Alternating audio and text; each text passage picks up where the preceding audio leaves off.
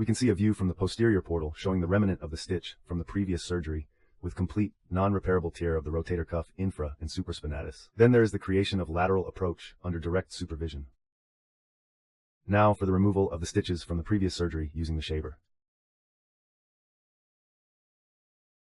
And we remove all loose bodies. Afterwards, we start the preparation of the humeral footprint.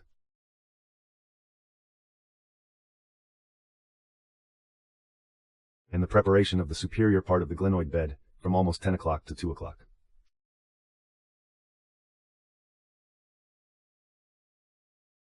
Here, we can see the creation of the anterior portal in the rotator cuff interval showing the biceps with partial tear.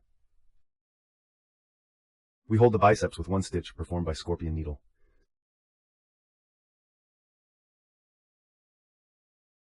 And perform tenotomy of the biceps. And we remove the anchor from the previous surgery. Here we can see the decortication of the footprint at the humeral head. It should be noted that care must be taken to reach the bleeding bone without over-debridement, which could damage the weak cancellous bone. Then comes the decortication of the superior glenoid. Creation of 3 percutaneous approach to the superior glenoid from anterior to posterior. The anterior was at 2 o'clock and posterior was 10 o'clock. An insertion of the anchor, followed by the creation of the superior middle portal and the creation of the posterior portal. We can visualize the 3 anchors inserted in the superior glenoid, and then the insertion of pushlock anchor 1 to 2 millimeters from the border of the cartilage of humeral head. Now for the insertion of the second anchor, a few millimeters away from the humeral head cartilage. Then we measure the distance between the anchors to prepare the graft, and we insert the stitch into the graft.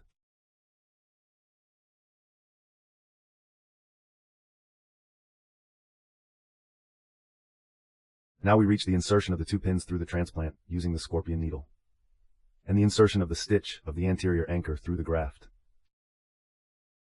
Here is the bridge suture used in preparation to insert another anchor, which is called split bridge technique.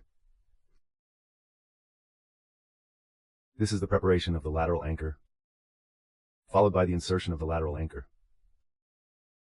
This is a view showing complete and perfect application of the graft of the humeral head and glenoid.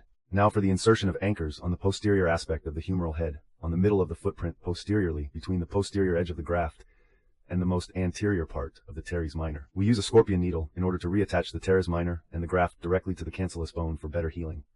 We reinsert the 4 stitches through the graft and the teres minor from both sides. Next we tie the knots in order to achieve a better application and to close the gap between the teres minor and the graft. And next we reach tying of the sutures, showing here the complete application of the teres minor to the graft and the latter to the cancellous bone.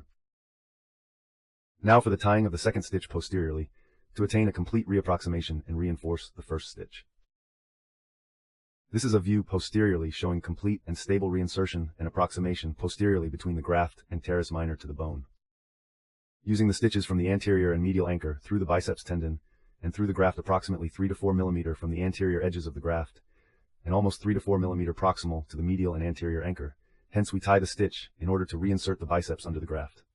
Here we are performing a superior capsular reconstruction with the biceps by reinserting the biceps on the superior part of greater tuberosity under the graft. A view showing the perfect positioning of the biceps tendon on the superior head of superior part of greater tuberosity. Now a view from superior side, showing a solid application and integration of the graft anterior and posterior of biceps tendon and infraspinatus. Insertion of the anchors anteriorly on the lateral aspect of the bicipital groove in order to perform distal tenodesis of biceps. And solid application of the most anterior and distal part of the graft to the cancellous bone and to the biceps by another stitch. Here we have a superior view showing a biceps tenodesis with complete application of biceps of the distal and anterior part of the graft to the cancellous bone. Here a final stitch is made to close the gap between the proximal part through the rotator cuff interval and the biceps. Here's a complete view from the anterior to posterior side showing combined superior capsular reconstruction using long head of biceps anteriorly in the graft.